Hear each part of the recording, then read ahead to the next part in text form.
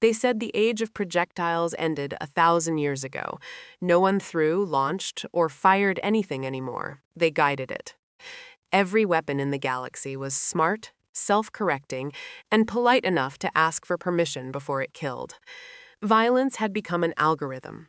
That's why the assignment was supposed to be a joke, a class project, a nostalgic tribute to the past. Build a primitive ranged weapon. The professor had said, no plasma, no gravity fields, just physics. The room glowed with elegant prototypes. Energy bows hummed with refracted light. Dart launchers levitated ammunition on coils of magnetized air.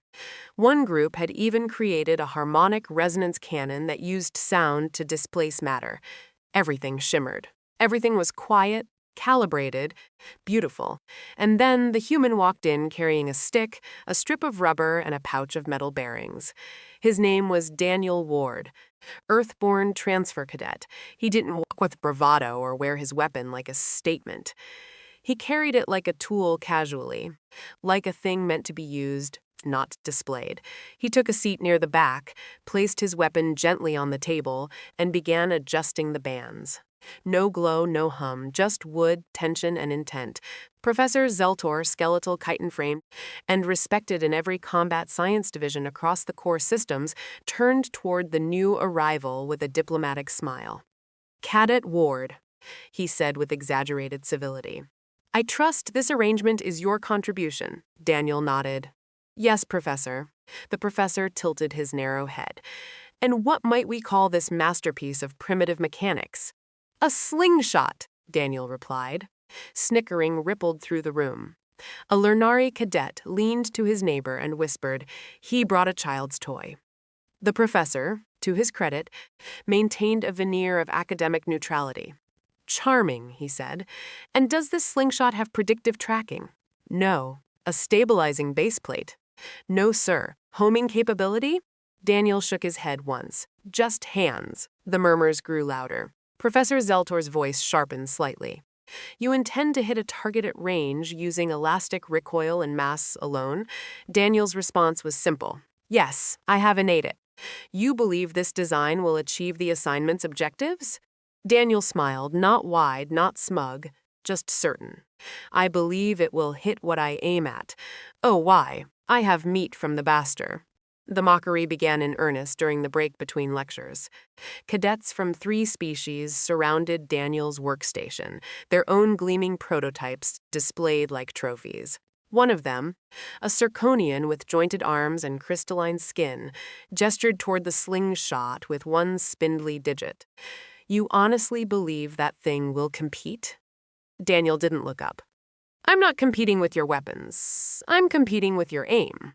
Another cadet laughed. "It doesn't even have targeting assistance." "I don't need it." Because your primitive instincts are better?" Daniel finally met the speaker's eyes. "Because they're mine."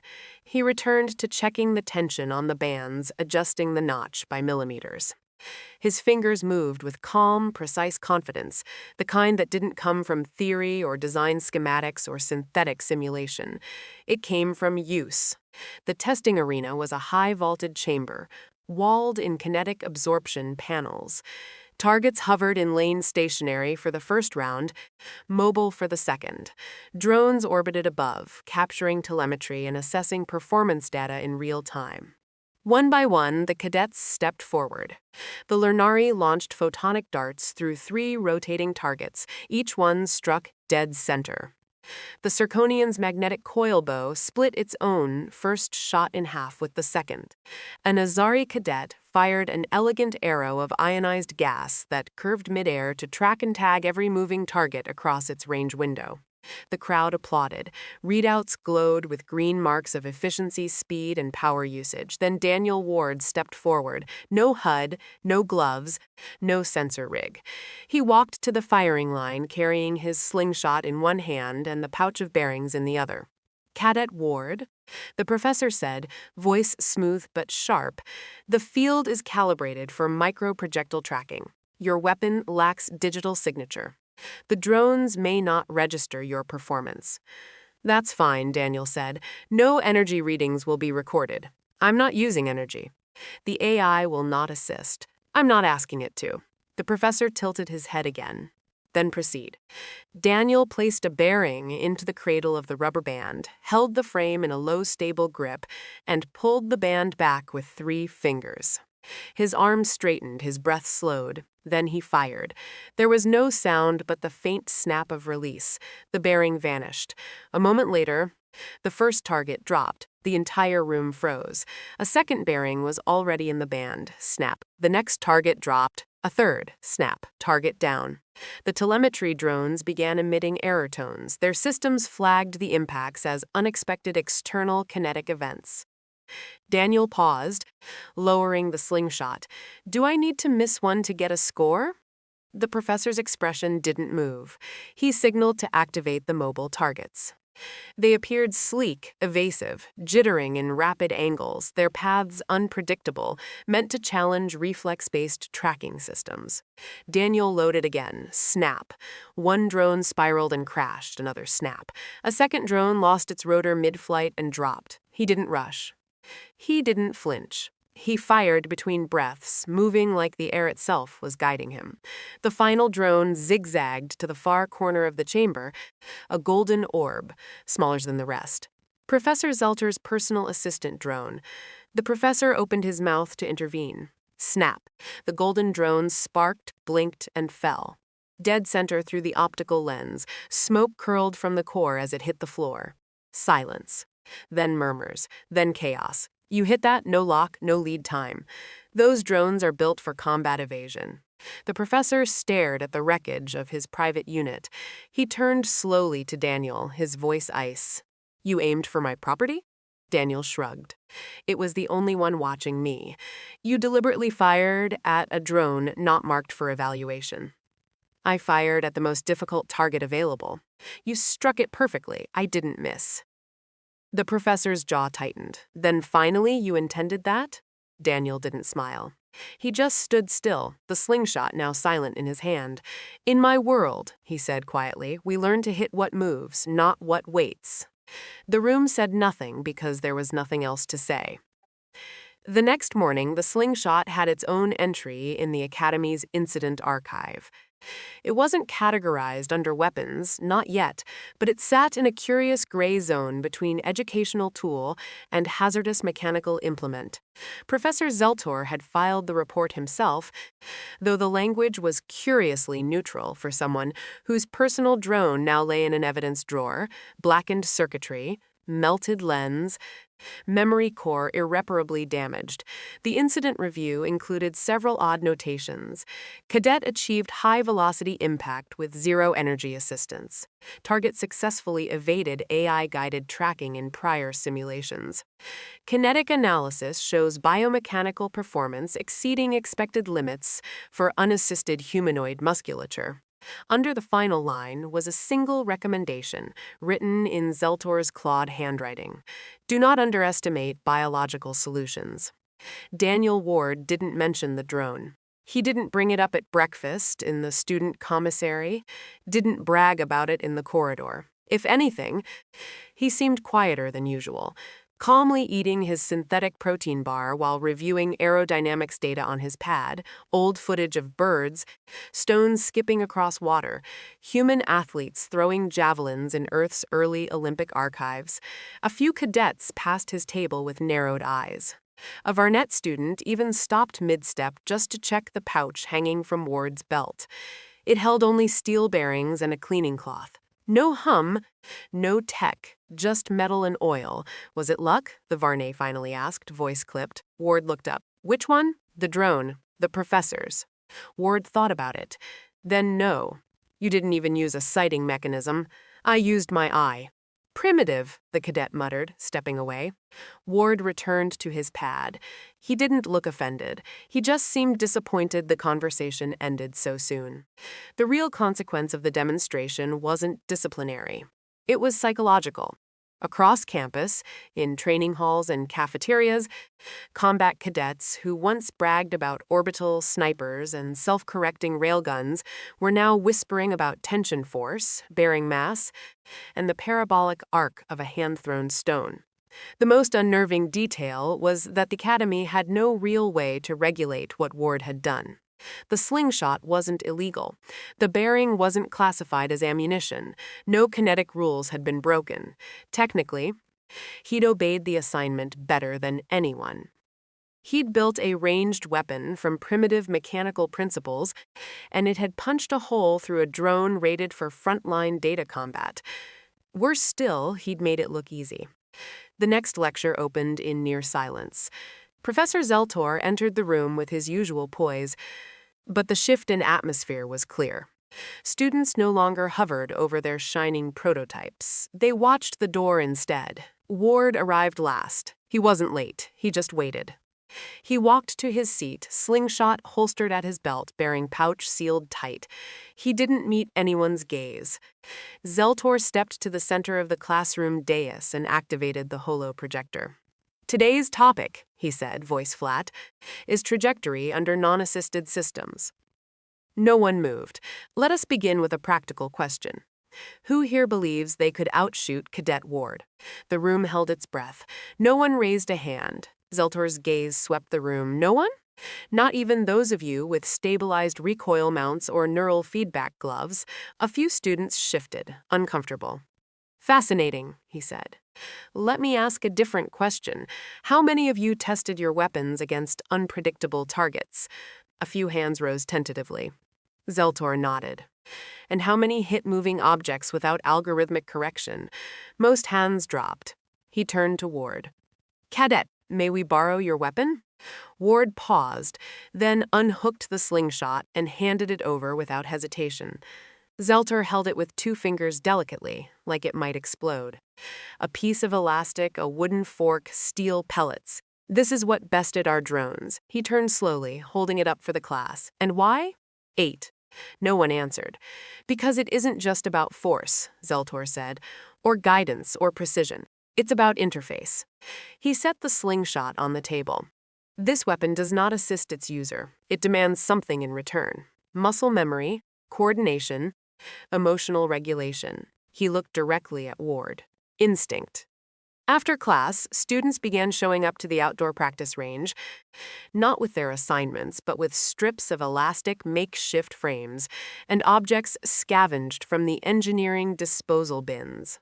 Ward didn't speak unless asked, but he never walked away when they approached. He showed them how to anchor the band, how to brace their hands without shaking, how to pull not with force but with rhythm. The first time someone hit a moving target with a basic slingshot, they whooped so loud it triggered the campus alert system. The second time, no one laughed. They just nodded, as if realizing the truth in their bones. That weekend, Zeltor hosted an impromptu faculty demonstration. Combat instructors from 3 other departments attended, most of them, expecting to see the infamous human attempt, a long-range shot in controlled conditions. Instead, Ward handed each instructor a slingshot and said, "Try." One by one, they failed. Most missed. Some dropped their bearings mid-load. One nearly hit a ventilation pipe. Zeltor simply watched. When the last instructor returned the slingshot in frustrated silence, Ward stepped up, loaded a bearing, and asked calmly, "Permission to aim." Zeltor didn't nod. He just stepped aside. The drone hovered at the far end of the range, placed deliberately behind 2 obstructions, tall shields with shifting reflective surfaces. Ward didn't use the optics. He didn't move into position. He just closed one eye, breathed once, and fired. The bearing bounced off one shield, curved midair not from any guidance system, but from spin, and struck the drone on its rear sensor port. The crowd didn't clap. They stood still. One instructor finally muttered, "He's bending physics." Zeltor corrected him softly. "He's obeying it more closely than we ever have." The following week, a bulletin went out from the Academy Board. Effective immediately, ranged weapons assignments must now include analysis of manual dexterity, biomechanical feedback, and trajectory prediction using analog systems. One note followed, small and unassuming. All high-energy prototypes are to be tested alongside at least one zero-tech counterpart for comparison. It didn't mention Ward. It didn't have to. He sat alone that evening, back at the range, polishing the slingshot under the fading light of the simulated sun. He didn't look proud, just focused, as if he knew this would happen, as if he was waiting for someone to ask the question none of them had dared yet. Zeltor approached quietly. "You knew that drone would try to evade?" "Yes." "You knew your shot would reach it?" "I knew I could try." "You adjusted midair using nothing but spin?" Ward looked up. "Sir, humans have been skipping stones since before we had fire." Zeltor looked at him, and for the first time since the start of the term, he smiled. Then, sharp, respectful. "Cadet," he said, "you've reminded us of something important." "What's that?" "That we didn't build civilization because we mastered machines." Ward raised an eyebrow. "We built it because we learned how to aim." 2 days after the slingshot demonstration upended the Academy's primitive weapons curriculum, the Board of Applied Combat Science received an anonymous proposal requesting authorization to observe Cadet Ward under structured performance conditions.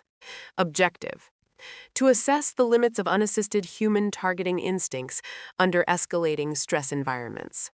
Requesting use of variable pressure, Chamber 3, and full kinetic sensor suite. It was signed not by a staff member but by Professor Zeltor himself. The approval came through in less than a day. They prepped the chamber under standard safety protocols, adjustable gravity plates, variable wind resistance, ambient noise injectors, and no AI stabilization. It was a sealed room, not much larger than a cargo container, with matte gray walls and soft lighting designed to eliminate reflections. At the far end stood 3 kinetic targets, each about the size of a fist, suspended at different heights. They would move independently, accelerating at irregular intervals, mimicking the erratic behavior of organic prey or failing drones. The room's central camera focused on the human inside. Daniel stood quietly with the slingshot in hand. His sleeves were rolled up to the elbow, his knuckles already red from testing band tension during warm-up. Professor Zeltor and a dozen specialists stood behind the observation glass, most of them silent. Motion specialist whispered, "No sensors, not even a wrist gauge." "Nothing but grip," another murmured. "That frame's made of sapwood." "And a rubber band," someone added. "A strip of repurposed tire polymer," Zeltor corrected. Inside the chamber, Daniel adjusted his footing, exhaled, and gave a short nod toward the ceiling camera. The test began. At first, the conditions were neutral. Daniel loaded a bearing, pulled back, and fired. A clean strike, the first target snapped backward, caught mid-drift. The second appeared. He adjusted by a fraction of a degree, fired again. Hit! Third hit. The observers logged the data quietly, reaction time, consistent, accuracy, surgical, grip pressure variance, negligible. Then the gravity shifted, from Earth normal to half, then a sudden spike to 1.7. Most cadets would have staggered. Daniel's stance changed slightly. His draw arm dropped by a centimeter, but the bearing still flew straight, target down. Next came the wind-simulated cross-gusts blasted from the chamber walls. Daniel squinted once, lifted the bearing slightly higher, and adjusted his angle. The bearing curved mid-flight, riding the airflow. Hit. The murmuring behind the glass grew louder. He's calculating that without assistance. Eyeballing. No, he's feeling it. Zeltor did not speak. He simply watched. The lights dropped. Then, strobe flashes ignited randomized brightness surges meant to scramble visual processing. It was a cruel setting. Even sensor-locked drones struggled under strobe response conditions. Daniel blinked slowly between pulses, syncing with the gaps. He waited for rhythm, found it, and launched. A metallic chime, another impact. The final setting activated, full simulation. All variables at once: gravity flux, wind interference, light disruption, noise injection. The room screamed with imbalance. Most soldiers would need neuro assist just to track a moving target. Daniel loaded one more bearing. This time he closed his eyes, held his breath, pulled back, released. The bearing sliced through space with a sharp hiss and struck the last target clean through its center. It spun wildly, broke loose from its anchor, and clattered to the floor. Silence. In the control room, no one moved. Finally, the AI system that had been quietly tracking impact velocity whispered its findings into the chamber logs. Projectile path nonlinear. Adjusted mid-flight via spin manipulation. Impact velocity 94 meters, error margin 1.4 millimeters. Professor Zeltor exhaled slowly and turned to the room. Close the file. That's all we need. That evening, Daniel didn't return to his dorm.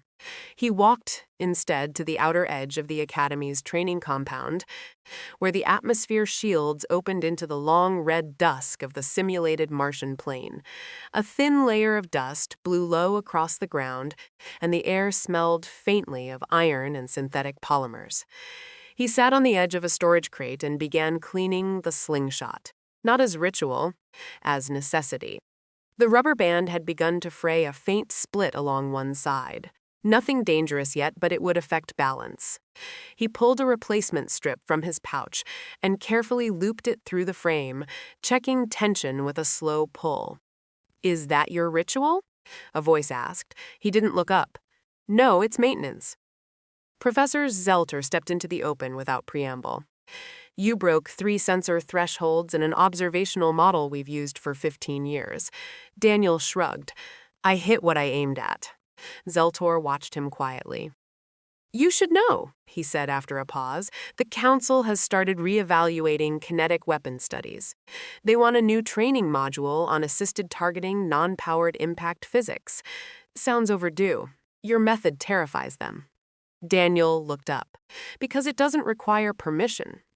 Zeltor didn't answer. Instead, he knelt, folded his insectoid limbs into a shape almost like seated human posture. "Where did you learn that kind of control?" Daniel looked past him toward the low horizon. "When I was 12, he said. "I couldn't afford ammo. My dad taught me to shoot with ball bearings and rusted nails, tin cans, tree bark, then squirrels, then distant shots. That doesn't explain your control under simulated combat." "Combat simulation?" Daniel smiled faintly. "You ever had to hunt your dinner before sunset? That's a simulation." Zeltor nodded slowly. "Instinct," he said. Daniel shook his head. "Not instinct training. Instinct's what happens before you know better. What I did was learned, repeated, trusted." He twanged the new band once. "You teach weapons here like they're smart, but ours never needed to be." Zeltor tapped his fingers together. "So, then what is your weapon?" Daniel's voice was calm. Proof that the hand still matters. By the end of the week, word of the test had spread far beyond the campus. 2 independent academies requested access to the chamber footage. The Interstellar Combat Science Journal issued an inquiry about publishing the data logs, and the Defense Advisory Board asked for an interview not with Daniel, but with his instructors. They wanted to know what made a slingshot outperform modern arms. The answer, Zelter told them, was simple. The tool didn't outperform, the hand did. And behind the closed doors of the council chambers, they began drafting the First Amendment to combat training in decades. All cadets must demonstrate manual targeting ability using non-assisted kinetic devices. In the margin of the proposed draft, someone had written, "Start with rocks." The first injury came quietly. Not on the practice field, not during a test in the Commons courtyard. A first-year cadet from Hydrak Prime had been experimenting with an unbalanced slingshot replica made from recycled flex polymer tubing and a drone stabilizer arm. She missed her target by 3 meters. The stone ricocheted off a wall and struck her left temple.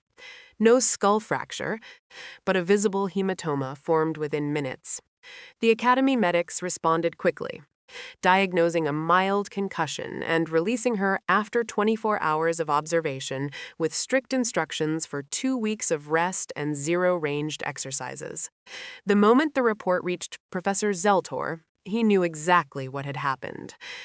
The cadets were copying Daniel Ward, but they were skipping everything that mattered.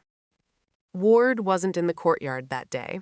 He'd been scheduled for an off-campus assessment with the Special Applications Group, A visit originally meant for demonstration, not training. But by the time the team had finished recording his live fire exercises, the goalposts had shifted. They asked him to stay. He declined. When he returned that evening, he was met outside his dorm by Professor Zeltor. No pleasantries. "You've started a trend," the instructor said flatly. Ward blinked. "I didn't give a lecture. You didn't need to. Half the cadets are building slingshots now, improvised, unsupervised. Your method is being replicated without your control." Ward exhaled through his nose. "And someone got hurt." "Correct." Ward nodded, jaw tight. "Show me the injury report." Zeltor handed him a data tablet.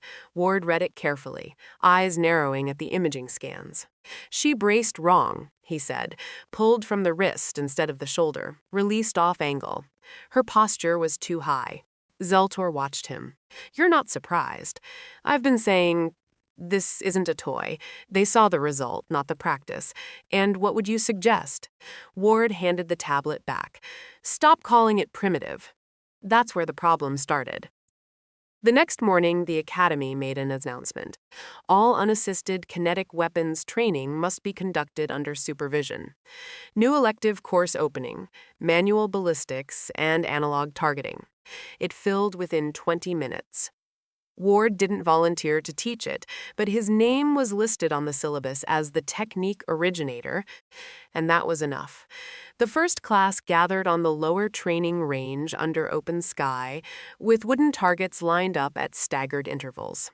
Ward stood silently near the center, Slingshot at his side. He wasn't introduced. He just began. "You think this is about strength," he said. "It's not. It's about timing." He picked up a training slingshot, one of the standard issue units the Academy had replicated based on his design. He handed it to the nearest cadet. "Draw." She pulled the band back. The frame shook in her hand. "Where are you pulling from?" he asked. "My arm." "Wrong. Pull from your back. Breathe. Shoulders down." She adjusted. The tremble eased. He stepped back. "Now aim. Not with your eyes, with the space between blinks." Several cadets looked confused. One raised a hand. "What does that mean?" Ward pointed to the next target. "Try. You'll figure it out." They did. Misses came first, dozens of them. Bearings hit dirt, ricocheted off trees, bounced off protective panels. But slowly posture changed, stance improved. A few started to land glancing blows, then a direct strike. Another. Ward didn't celebrate. He just nodded. When the first cadet hit 2 in a row, she looked at him with excitement. He simply said, "Now do it without thinking." The course gained a nickname among the cadets, the invisible trigger, because no one could quite describe how the shot happened. They just knew that one moment they were holding a bearing, and the next the world had narrowed into a straight line not made of sight, but of certainty. That's when the bearing left their hand, and that's when it hit. Late one evening, after the last training session had wrapped, Professor Zeltor found Daniel Ward sitting in the now empty range polishing the original slingshot under moonlight. It looked older now, the wood worn smooth by use, the band slightly darker from sweat and oil. "You still use the same frame?" Zeltor asked. Ward nodded. "I tried making a better one, lighter wood, polymer notches. It didn't feel right." "Why?" Ward shrugged. This one listened. Zeltor tilted his head. "Explain. It's not just about what the weapon does. It's about what it asks from you. Balance, patience, pressure. If it doesn't ask for anything, it's not worth holding." The professor sat beside him. "I've been teaching for 70 years, he said. "I've studied gravity weapons, neural-damped launchers, smart rounds, and in all that time, I've never seen a room go silent after a shot until yours." Ward smiled faintly, because it wasn't the weapon that made the silence. "No," Zeltor agreed. "It was the reminder." They sat in companionable quiet for a moment. Then Zeltor asked, "Do you miss real projectiles on your world?" Ward looked up at the stars, simulated but familiar enough. "We never lost them, just stopped calling them weapons. What do you call them now?" He smiled. "Tools, games, sometimes warnings." The next day, another drone went down. Not during a test. during a live training exercise in the upper tiers, where high-level cadets practiced with inertial platforms and airborne evasive units. The drone had broken protocol and veered too close to the observation deck. Its proximity triggered an automatic threat designation. A cadet flinched. Ward saw it happen from the opposite field. He was too far to run, but not too far to aim. The shot took 3 seconds. Snap. The bearing flew clean through the outer stabilizer ring of the drone, spinning it off course just enough to drop its threat flag and reroute its trajectory. No one was hurt. The security officer on duty submitted a report. The drone's course review noted a single line: collision avoided by manual projectile. Time to impact calculated at 1.2 seconds. Impact originated from outside assigned safe zone. Origin: human cadet Ward. The following week, the Combat Science Board officially recognized the Slingshot not as a curiosity, but as a certified emergency response tool. It was added to the auxiliary carry loadout for field cadets. There were conditions: limited use, design restrictions, must be handmade, no auto assist. One clause stood out: this tool may only be issued to cadets who passed the stillness aptitude test. The board didn't explain what that meant, but everyone on campus already knew, because they'd watched the man who passed it every time he pulled back the band. And they remembered that for all the tech in the galaxy, nothing moved faster than a hand that knew when to let go. The final test was unannounced. No dates, no rosters, no warning. One moment, it was another quiet morning at the Galactic Academy of Applied Combat Science. The next, every senior cadet received a singles-line message through their secure comms channel. Report to Observation Hall Delta. Bring your issued analog tool. No substitutions. Daniel Ward read the message once, closed his locker, and clipped his slingshot to his belt. He didn't ask questions. He knew what was coming. Not because anyone had told him, because after all the lectures, the tests, the mimicry and revisions, there was still one lesson left to give, and the Academy was finally ready to hear it.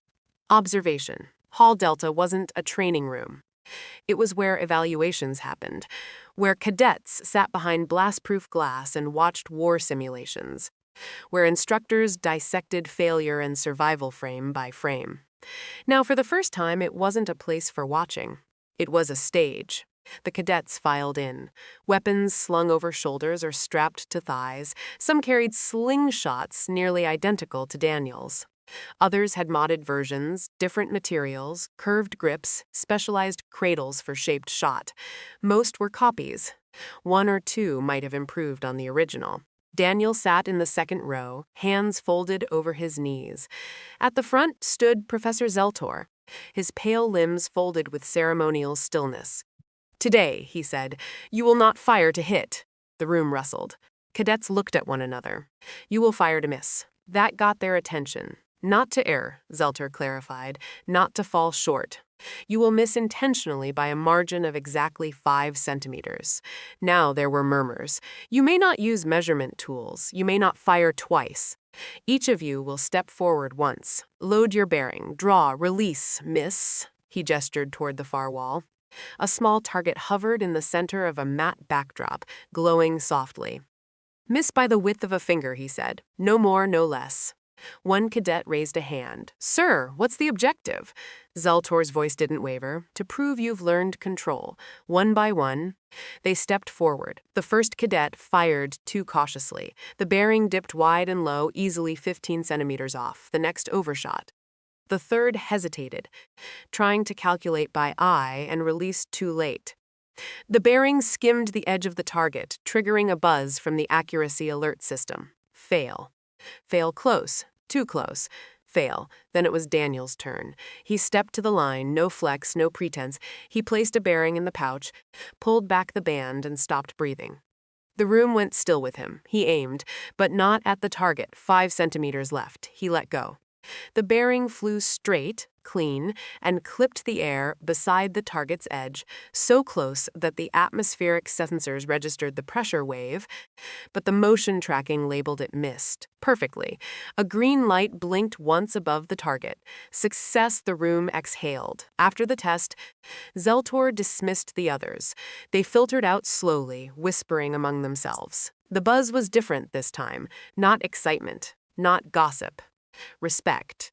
It wasn't about hitting anymore. It was about how much you chose not to. Daniel stayed behind. He knew the professor would speak. He didn't expect the question. Why did you fire left? Daniel looked up. The wind. There's no wind in the hall. There was when I stepped in. Zeltor paused. You adjusted for ambient memory? I adjusted for instinct, Daniel said. It tells me more than numbers do. Zeltor nodded slowly. Then he reached into the folds of his robe and removed something wrapped in cloth. He set it on the bench beside Daniel and stepped back. Daniel unwrapped it carefully. It was a slingshot, not his, different. The frame was made of hardened carbon root not native to Earth, but native to Zeltor's own world. The bands were translucent, humming faintly, not with energy, but with tightly packed organic tension. Handmade. Balanced. Daniel lifted it in silence, turning it over. He could feel it, the weight distribution, the tension curve. It had been made by someone who understood the same things he did. Someone who had listened to the tool before trying to master it. Zeltor spoke softly. Before I ever studied pulse throwers, before I joined the academy, I hunted with one of these. My species used them for generations. We called them sarsnak, skybows. Daniel didn't speak. Zeltor's gaze settled on him. I forgot what they felt like until you reminded me. Daniel set the weapon gently back in its cloth. I didn't come here to teach, he said. You didn't, Zeltor replied. But you did anyway. In the weeks that followed, the Academy implemented sweeping changes to its training standards. Digital targeting drills were reduced. Muscle memory testing increased. The stillness aptitude test became mandatory for all second-year combat cadets, not just for slingshots, for everything, because the lesson had stuck. Precision wasn't about machinery. It was about a moment, the breath between motion and release, the line between knowing and guessing. Cadets started spending more time at the analog range than the VR chamber, not because they needed to, because they wanted to feel it. The band pull, the stillness, the shot. Daniel Ward graduated with no honors. He didn't need them. He left the academy with his slingshot, a carbon root sarnak wrapped in cloth, and a new regulation named unofficially in his memory. Ward's law: if it moves, aim ahead. If it breathes, aim narrow. If it watches, aim back. When asked years later why he chose a slingshot of all things, he answered with only one line. Because it always knew when to let go, and so did I. And in the archives of the galaxy's most advanced combat school, under the curriculum for primitive ranged weaponry, the first listed entry remained. Tool, name, slingshot.